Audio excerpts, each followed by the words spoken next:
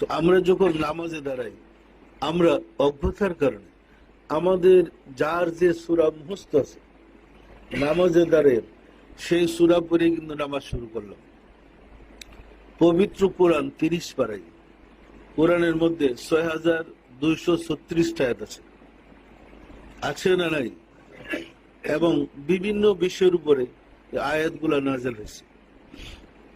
শুধু নামাজের উপরে আয়াত নাযিল হয়নি, বিভিন্ন বিষয়ের উপরে। নামাজের উপরে 82টা আয়াত আসছে, রোজার উপরে আয়াত আসছে, যাকাতের উপরে আয়াত আসছে, হজের উপরে আয়াত আসছে, কাকে বিবাহ করা জায়েজ, কাকে বিবাহ করা হারাম আয়াত আসছে, বিবিরে তালাক দিতে হয় কেমন আয়াত আসছে, সংসার জীবন সম্বন্ধে আয়াত আসছে, পারিবারিক জীবন সম্বন্ধে আয়াত আসছে, রাষ্ট্রীয় জীবন সম্বন্ধে আয়াত আসছে, জিহাদ সম্বন্ধে আয়াত আসছে। আসছে না আসে নাই? সব বিষয় আসছে। এখন নামাজটা আল্লাহর সাথে কথা কবুতন আমরা করি কি, নামাজে যখন দাঁড়ায় যার যে সূরা মুখস্থ আছে আল্লাহর সামনে দাঁড়ায় সেটাই মুখস্থ পড়া শুরু করি। কিন্তু নামাজের জন্য আমি বেছে নিতে পারি নাই অ্যাপ্রোপ্রিয়েট কোন সূরাটা হবে। কেউ সত্য না মিথ্যা বলেন?